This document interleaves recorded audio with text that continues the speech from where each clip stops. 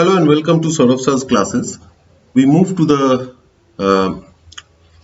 quant section of the paper, and the first question says a person invested a total amount of rupees 15 lakhs.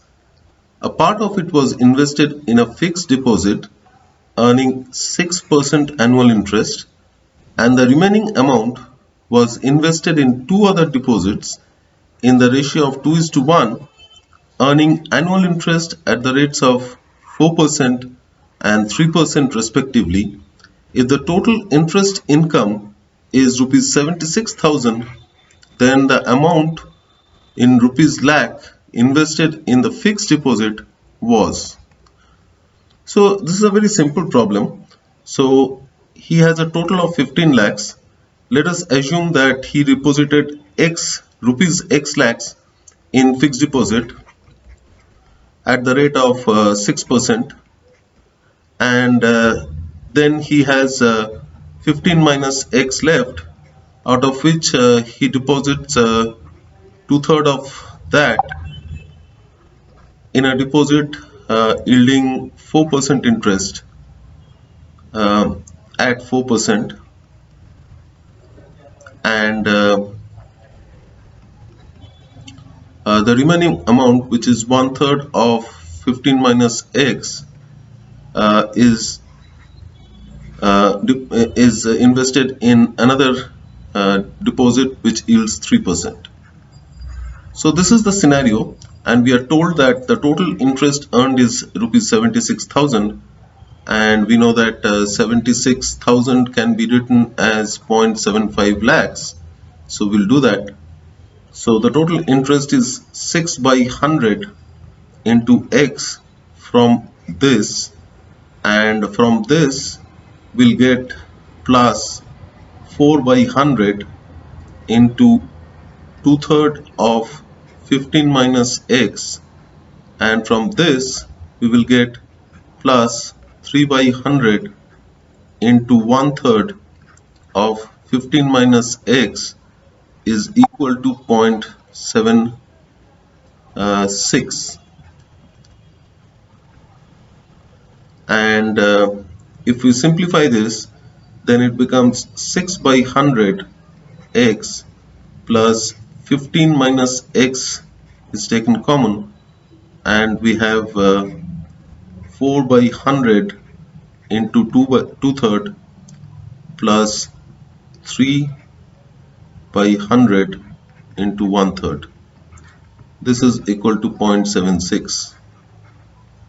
So 6 by 100x plus 15 minus x into 4 into 2 by 300, which is 8 by 300, plus 3 by 300, which is 8 plus 3 by 300, is equal to 0.76. So from this we can write 18 by 300 x, 6 by 100 becomes 18 by 300x plus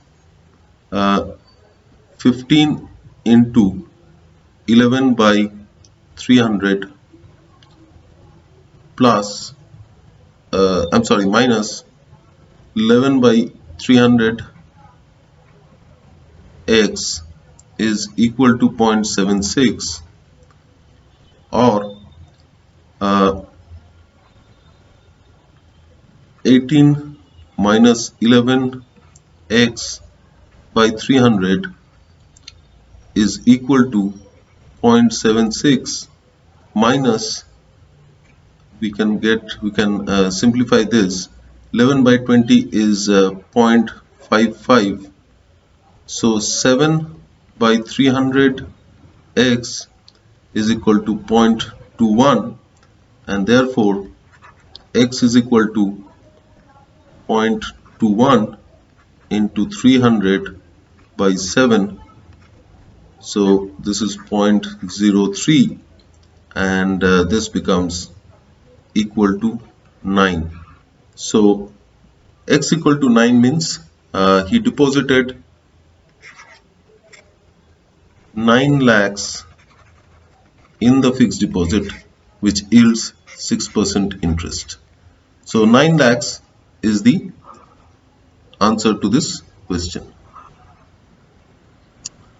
We move to the next one,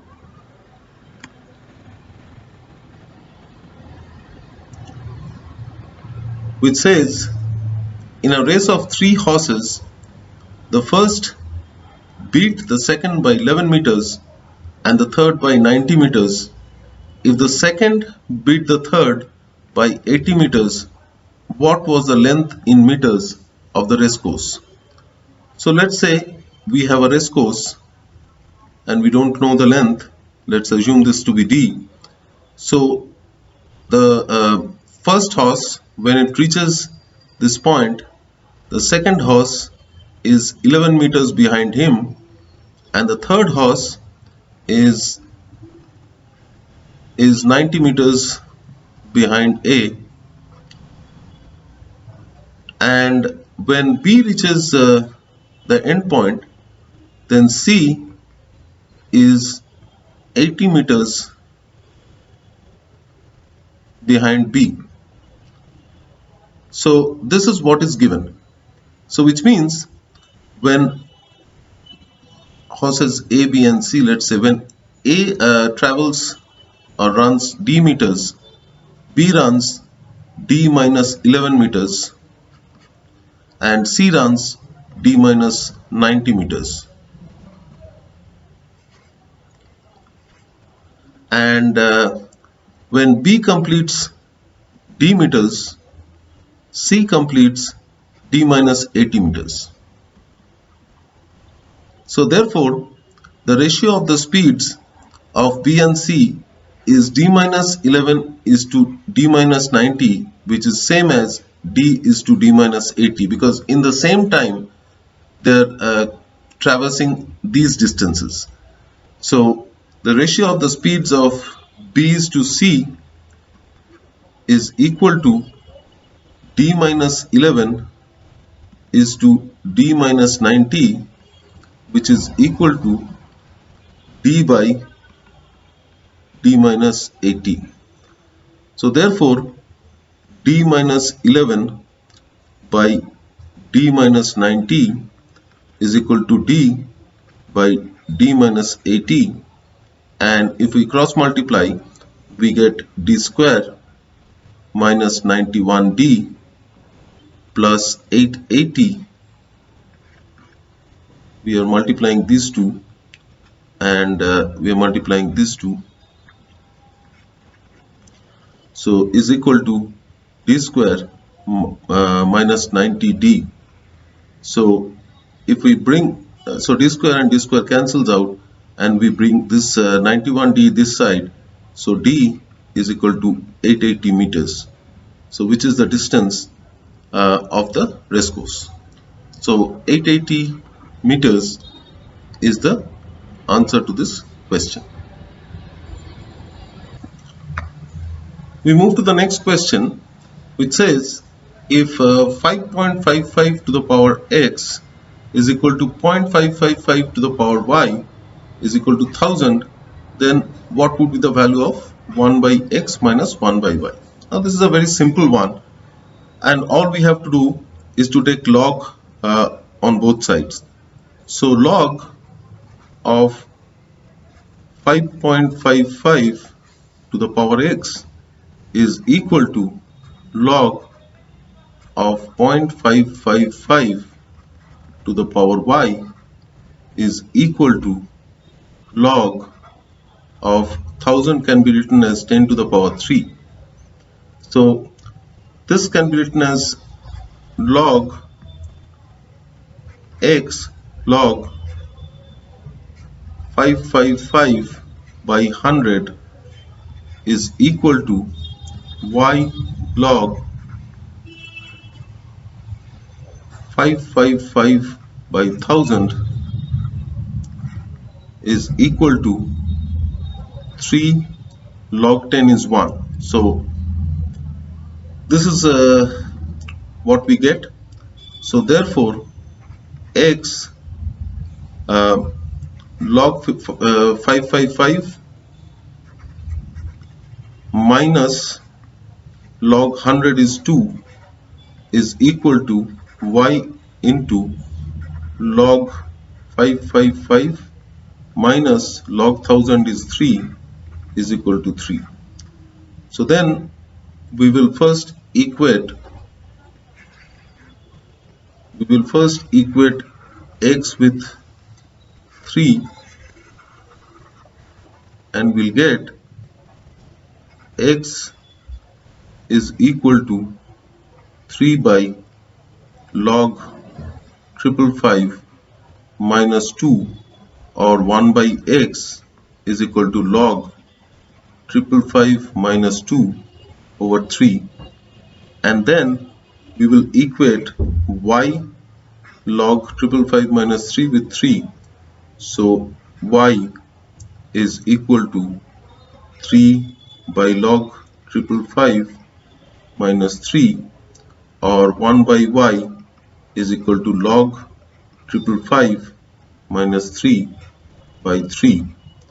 So now we got the value of 1 by x and 1 by y, and we subtract this from this to get 1 by x minus 1 by y, which is nothing but log 555 minus 2 minus log 555 minus 3 over 3, which is equal to 1 by 3. And you see that the fourth option is given as 1 by 3, which is the correct option. We move to the next question, which is question number 70. This one says that the income of Amala is 20% more than that of Bimala and 20% less than that of Kamala. So Amala's income is 20% more, means 120 by 100 times Bimala's income, and this is 20% less, means 80 by 100 times Kamala's income. Now, which means that the ratio of Bimala and Kamala's income will be 120 by 100b is equal to 80 by 100k, or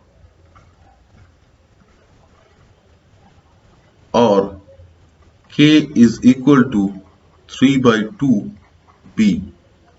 Now it is told, if Kamala's income goes down by 4% and Bimala's income goes up by 10%. So Kamala's income was k, it goes down by 4%, which means Kamala's new income becomes 96 by 100k, and we know that k is 3 by 2b, so this can be written as 96 by 100 into 3 by 2b, which is equal to 288 by 200b. So this is Kamala's new income now, which has gone down by 4%, and Bimala's new income has increased by 10%. So it has become 110 by 100b, which can be written as 220 by 200b. So this means that Kamala's new income is more than Bimala's new income. So the percentage by which Kamala's income exceeds Bimala's income is equal to Kamala's new income minus Bimala's new income by Bimala's new income into 100. So which is equal to 288 minus 220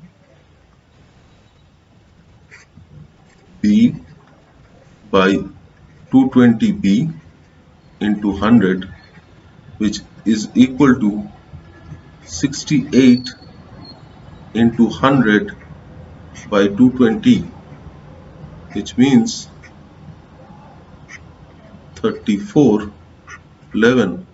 So this is 340 by 11, which is 30.9%, or which is almost equal to 31%.